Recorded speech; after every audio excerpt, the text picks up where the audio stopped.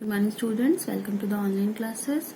Now the next topic of your chapter, the Earth's model globe is measuring time. तो कल मैंने बताया था कि हम टाइम को कैसे मेजर करते हैं, क्योंकि मैंने आपको लॉन्गिट्यूड और लैटिट्यूड के बारे में बताया था। मैंने आपको ये भी बताया था कि लॉन्गिट्यूड अलग अलग डिग्रीज पे होते हैं। तो आज मैं आपको बताऊंगी कि टाइम कैसे मेजर करते हैं। देखिए, सन हमेशा वेस्ट टू ईस्ट रोटेट करता है, ये तो आपको पहले से पता है। तो पहले क्या होता था, मूवमेंट ऑफ अर्थ से टाइम का मेजरमेंट किया जाता था कि ऐसा मानना था कि जब जो अर्थ है वो जब रोटेट कर रहा है और सन उस टाइम अगर ओवरहेड है तो उस टाइम पे 12 बजता है, नून का, दोपहर का। तो इस तरह से 12 बजे से वो काउंट करते हैं। तो जैसे देखिए, हमारा अर्थ 360 डिग्री पे रोटेट करता है और अर्थ को रोटेट करने में टोटल 24 आवर्स लगते हैं।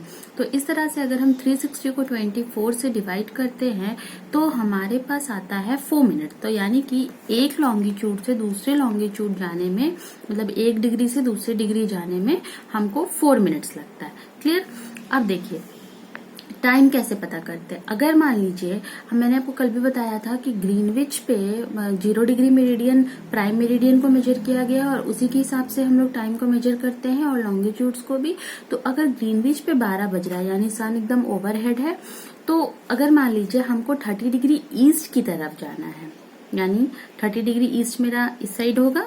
तो जब हमको ईस्ट की तरफ जाना है तो क्या होगा, 30 डिग्री और 1 मिनट, 1 डिग्री के लिए 4 मिनट लग रहा है, तो 30 इंटू 4 यानी 120 मिनट्स हो गए। तो 120 मिनट्स को जब हम आवर में कन्वर्ट करेंगे तो वो कितना आवर होगा, 2 घंटा होगा, क्योंकि 1 घंटा का 60 मिनट, तो 60 120, तो यानी 2 घंटे। तो अब हमको ईस्ट की तरफ जाना है, तो यानी कि हम 2 घंटा आगे बढ़ गए।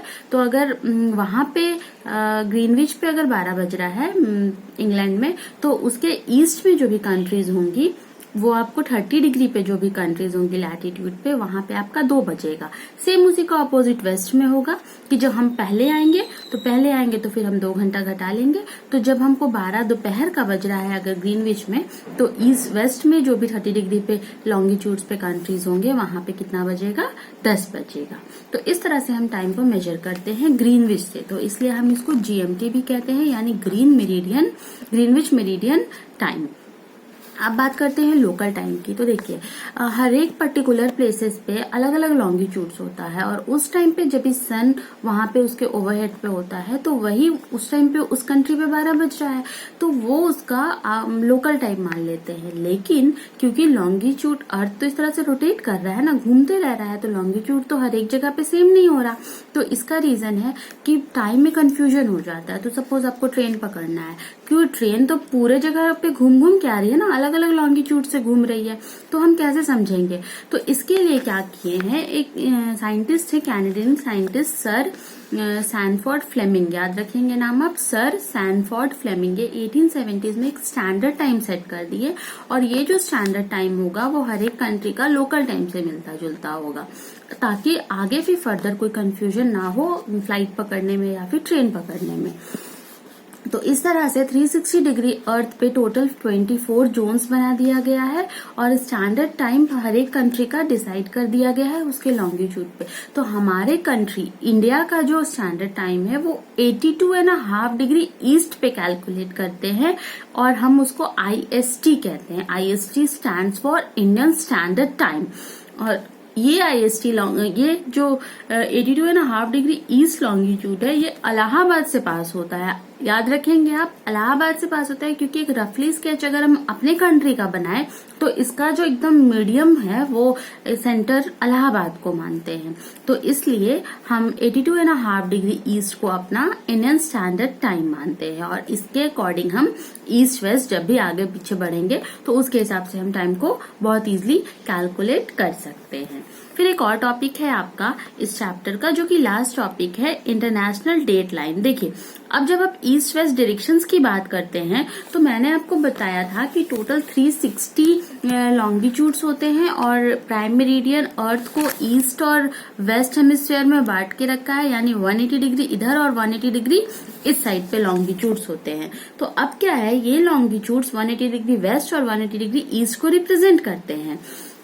और ये रन करता है पैसिफिक ओशियन से। याद रहेगा आपको, ये इंटरनेशनल डेट लाइन कहाँ से रन करता है? पैसिफिक ओशियन से। तो इसको हम इंटरनेशनल डेट लाइन कहते हैं। और क्योंकि ये स्ट्रेट लाइन नहीं है तो हम इसको एक लाइन वर्क्स में कैलकुलेट करते हैं। इसलिए जब भी हम ईस्ट की तरफ ट्रैवल करते हैं इंटरनेशनल डेट लाइन के अकॉर्डिंग, तो हमको जरूरत होती है अपना एक दिन को उसमें से सब्ट्रैक्ट कर देना। और अगेन जब हम वेस्ट की तरफ ट्रैवल करते हैं इंटरनेशनल डेट लाइन से, तो हम क्या करते हैं, आपका एक दिन को ऐड कर देते हैं। तो इस तरह से हम डेज को कैलकुलेट कर पाते हैं। तो ये था आपका चैप्टर जो कि फिनिश हो गया है। आई होप आपको चैप्टर बहुत अच्छे से समझ में आया होगा। और आपके पास स्कैन करके आपको बुक मिला है तो आप इसको एक बार रिकॉल जरूर करेंगे। और जो इम्पोर्टेंट टॉपिक्स है इसका, जैसे कि आपका टाइम जोन्स है, standard time, local time, GMT, Greenwich meridian time, longitudes, latitudes और हीट जोन्स, ये सबको आप ध्यान में रखेंगे। फिर आगे फर्दर हम नेक्स्ट चैप्टर आपका हिस्ट्री से लेंगे। तब तक मैं आज यहीं पे छोड़ती हूँ इस चैप्टर को, और नेक्स्ट फिर हम वीडियो में हिस्ट्री के एक न्यू चैप्टर के साथ मिलेंगे। तब तक आप keep studying and be safe.